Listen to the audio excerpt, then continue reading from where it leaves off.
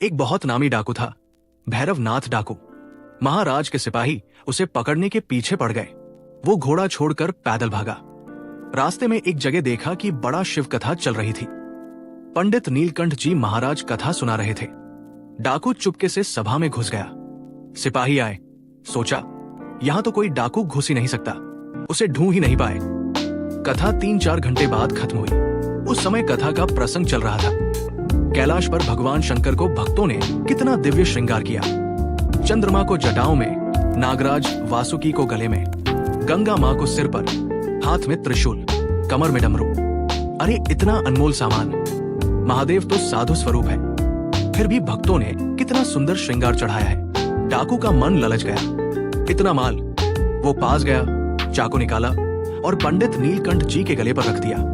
बोला, पता लिखो, जिस शंकर का तुम वर्णन कर रहे थे उसका पूरा पता लिखो। पंडित जी ने देखा तो बोले, डाकू हो क्या? हमारा नाम सुनकर लोग कांप जाते हैं। मेरा नाम भैरवनाथ डाकू है। पंडित जी मुस्कुराए, भैया इतनी जल्दबाजी क्यों? पता लिखो, कैलाश पर्वत पर पत्नी पार्वती, लेकिन तुम उसे लूट नहीं सकते, वो अति प्रवीण है, महादेव है। डाकू हंसा, मैंने राजाओं के महल लूटे हैं, इस साधु को क्या लूट लूंगा? पंडित जी बोले, फिर भी नहीं लूट पाओगे।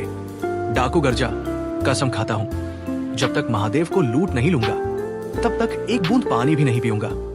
पंडित जी ने सोचा, भगवान की अपार कृपा है इस पर।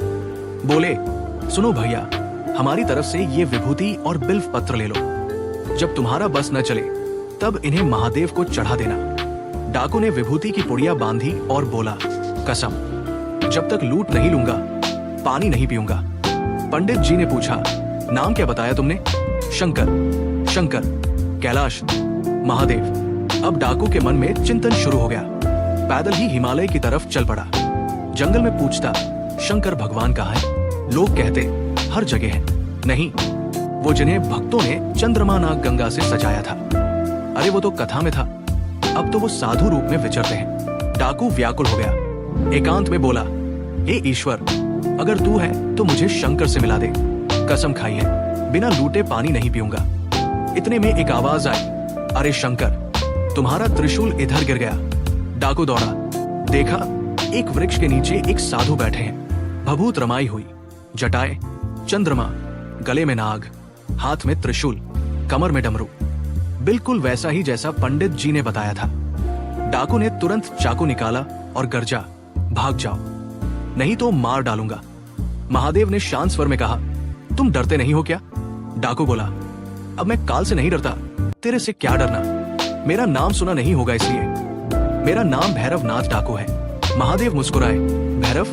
भैरव तो मेरा ही रूप है, मेरा नाम भैरवनाथ है। डाकू चौंका, फिर बोला, ये माल, चंद्रमा, नाग, त्रिशूल उतारो। महादेव बोले, ये तो हम वैसे ही उतार देते हैं, ले लो। डाकू ने विभूति की पुड़िया निकाली और कहा, ये पंडित जी ने दिया था, तुम्हें चढ़ा दो। महादेव ने विभूति अपने माथे पर लगा ली।